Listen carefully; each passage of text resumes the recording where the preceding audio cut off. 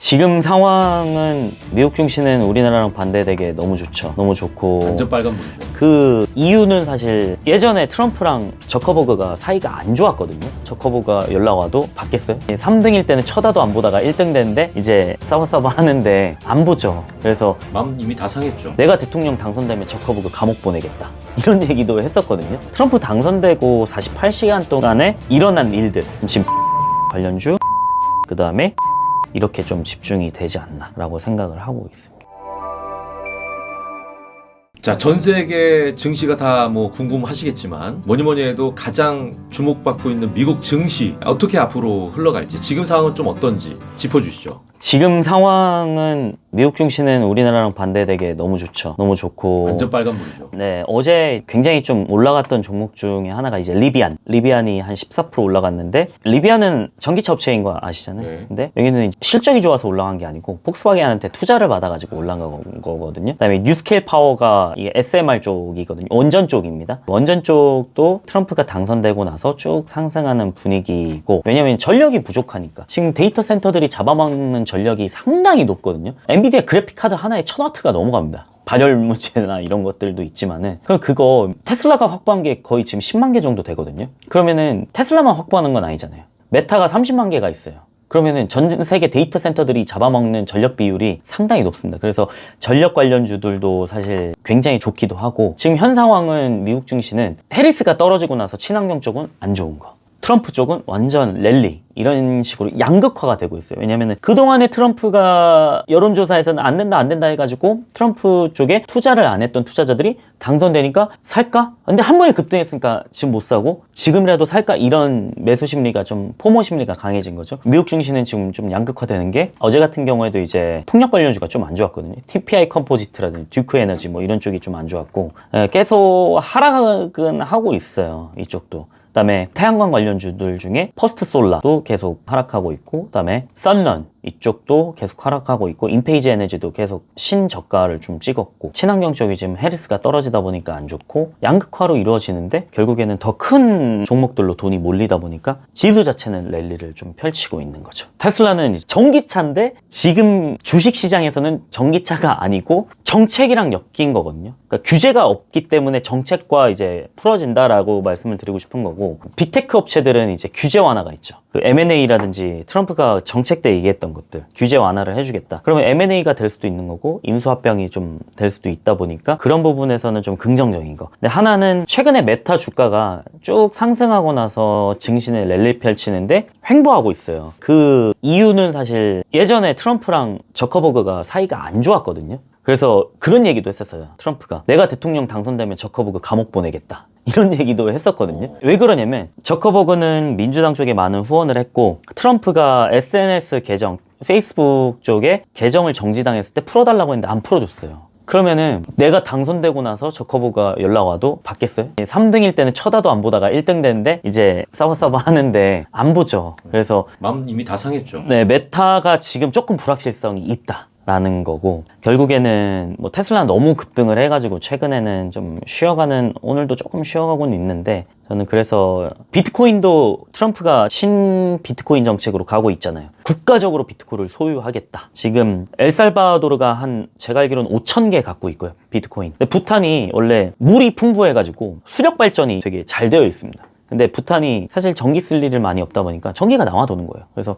이걸로 뭐 할까 하다가 채굴이나 하자. 그러니까 비트코인 채굴한 거네요. 네. 그래서 부탄이 13,000개를 갖고 있는데 갑자기 GDP 3분의 1이 비트코인으로 된 거죠. 그래서 그런 내용들을 봤을 때 그런 국가들도 수혜를 받았고, 지금 비트코인이 9만 달러를 넘었었는데, 그래서 어제 같은 경우에는 그 비트코인 마이크로 스트래티지도 최근에 주가가 거의 2배, 3배 가까이 올랐고요. 그 다음에 비트코인 디포라는 종목이 있습니다. 미국에 상장이 되어 있는데, 이게 뭘 하는 거냐면, 실제 미국에 가면은 비트코인으로 현금을 인출할 수 있는 ATM기가 있어요. 이게 북미 지역의 캐나다랑 미국 지역에 기기를 한 7,000개 정도 운영을 하고 있거든요. 이번 분기에 매출이 조금 전년 대비해가지고 한 25% 감소를 했는데, 근데 왜 이렇게 상승을 했냐? 결국에는 앞으로 미래 가능성 때문에. 이게 왜 감소를 했냐면 수익성이 낮은 지역이 있잖아요. 비트코인 ATM기 같은 경우에는 유동인구가 많이 없으면 안 쓰잖아요. 잘. 우리도 그렇죠. 그렇잖아요. 네. 서울에서 ATM기가 있는 거랑 저기 지방에 ATM기가 있는 거랑은 다르잖아요. 왜냐면 수수료 받아야 되는데. 근데 그것 때문에 이동을 좀 했습니다. 캐나다에서도 이동하라고 했기 때문에 수익성 높은 지역으로 이동을 하면서 그 시차가 좀 있는 거죠. 딜레이가. 그래서 이번에 매출이 감소함에도 불구하고 최근에 주가가 1.6달러에서 지금 2.3달러까지 올라갔거든요. 그런 이유들이 사실 좀 반영을 하고 있지 않나. 그래서 압축되는 거는 비트코인 관련주들. 최근에 그래서 비트코인 ETF들도 블랙락이라든지 아니면 피델리티 이런 쪽에서 비트코인 ETF를 출시를 하고 있는데 자금을 빨아들이고 있거든요. 추종을 하잖아요. 그러면은 그 자금들을 어차피 유동성만 공급하면 되고 지금은 시세는 계속 높아지고 있다 보니까 사람들의 관심은 그쪽으로 가고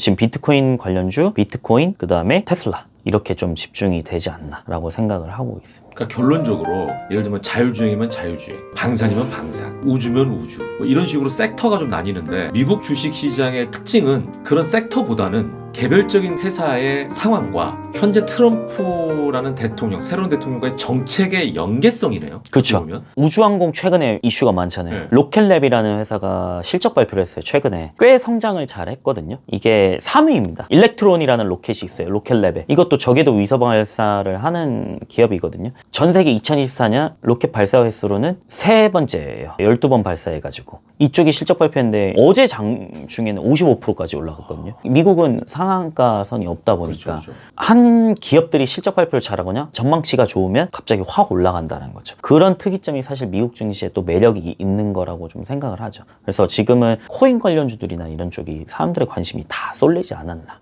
이렇게 좀 보고는 있습니다. 그러면 이미 다 반영이 돼 있는 상황인 거잖아요. 미국 증시에 투자하는 사람들 입장에서는 어떤 부분을 좀 고려해서 들어가야 되죠?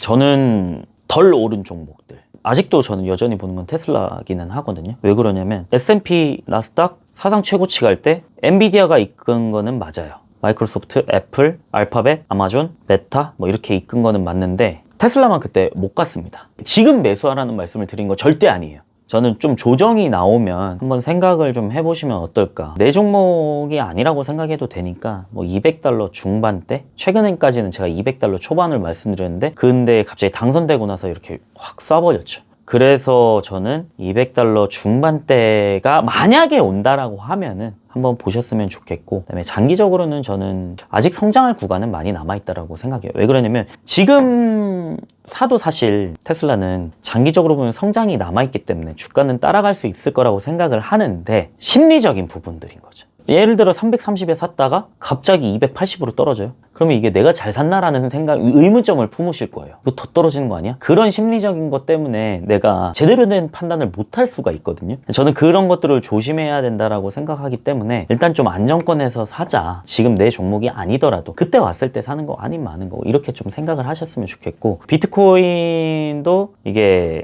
트럼프가 얘기를 하면서 아예 비트코인을 국가적으로 사겠다고 했기 때문에 그러면은 여기서 나오는 것들이 뭐냐. 자산운용사들이 비트코인 ETF를 출시했을 때 운용 보수를 받잖아요. 예를 들어 뭐 0.5%, 0.3%, 뭐 1%, 뭐 이렇게 각자 수수료가 다른데 그러면은 신정책으로 갔을 때 ETF 승인을 더 빨리 해줄 수 있다라는 거죠. 그리고 갠슬러 위원장, SEC 위원장을 좀 비트코인에 반대되는 역할을 하다 보니까 해임시키겠다라고 했는데 사실 해임은 대통령이 자유롭게 못하거든요. 선임은 해도. 네, 그래서 그 부분들이 좀 하나의 걸림돌은 그건 되게 미미한 거라고 생각을 하는 거고 코인 관련주들도 지금 뭐 사라는 건 아니고 지켜보셨으면 좋겠다라고 말씀드리고 싶습니다. 전반적인 그 미국 시장 어제 아까 말씀하신 대로 보호무역주의에다가 다시 본인들 위주의 어떤 전체적인 정책을 하겠다라는 계획 아닙니까? 그러면 미국 증시는 앞으로 더 성장한다고 볼 수 있을까요? 트럼프 랠리가 아직은 안 나왔다고 생각은 해요. 근데 이게 불확실성을 좀 제거할 수 있을 만한 사람이 트럼프이지 않을까라는 생각도 하는 게 트럼프 당선되고 48시간 동안에 일어난 일들. 일단은 탈레반, 테러 단체가 미국한테 평화를 원하고 우리 테러 단체에서 빼줘라. 이런 얘기를 한번 했었고요. 푸틴도 러시아 우크라이나 전쟁 해결책을 진지하게 받아들이고 있다라고 얘기를 했고요. 그다음에 카타르 쪽에서도 하마스 리더들한테 나갈 준비하라고 통보를 했고요. 그다음에 시진핑도 미국과 평화의 공존을 원한다고 얘기를 했었고요. 그리고 미국의 선택을 존중한다.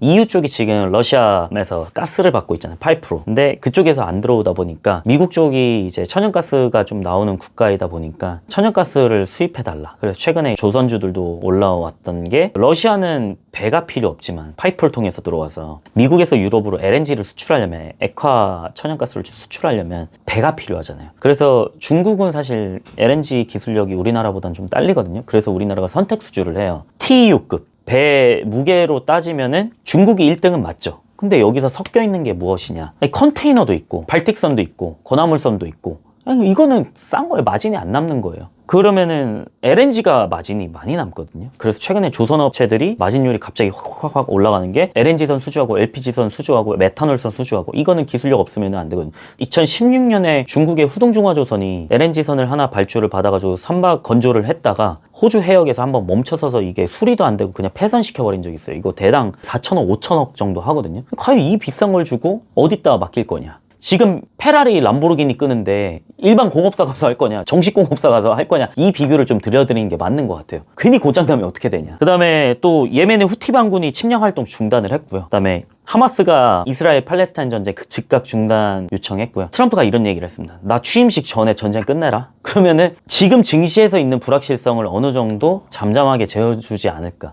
그럼 이게 랠리가 여기서 또 불확실성을 싫어하니까 랠리가 또 나올 수 있지 않을까라는 생각을 좀 갖고는 있습니다. 트럼프의 힘에 의해서 미국 증시도 굉장히 밝다. 왜냐면 한번 경험을 해봤잖아요. 이 사람 성격을. 그러니까 이제는 빨리 해야 되겠다 이런 생각들도 각 국가적으로 갖고 있는 거죠. 저는 그 단호함이 오히려 증시의 불확실성 없애는 요인 되지 않을까라고 생각하고 있습니다. 그러니까 어찌 보면 트럼프라는 사람을 겪어봤기 때문에 대통령이라고 하는 자리에 대한 불확실성 자체가 제거가 됐다고 볼 수가 있겠죠. 그렇죠. 그래서 양극화가 되는 거죠. 미국 증시에서도 해리스 관련주들은 하락, 트럼프 관련주들은 랠리 펼쳐진다라고 볼 수 있겠습니다. 마지막으로 이 방송을 보시는 분들께 한 말씀 해주세요. 투자와 관련해서. 일단 국내 증시 투자하시는 분들이 많이 보실 텐데 많이 힘들죠 지금. 근데 결국에는 항상 좋은 종목들은 돌고요. 포기하지 않으셨으면 좋겠다. 이게 사실 너무 시장이 안 좋다 보니까 저도 되게 조심스러워요. 이게 어떤 말씀을 드려야 될지도 고민이 많이 들고 하다 보니까 아 이거 안 되는 거 아니야 라고 진짜 뭐 이상한 테마주 아닌 이상은 실적이 나온 종목들은 언젠가 또 빛을 발할 때가 있으니까 한번 기다리시면서 그 남는 시간에 한번 공부를 계속 한번 하셨으면 좋겠다라고 말씀드리고 싶습니다.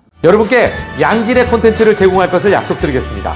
지금까지 지식인 스튜디오였습니다.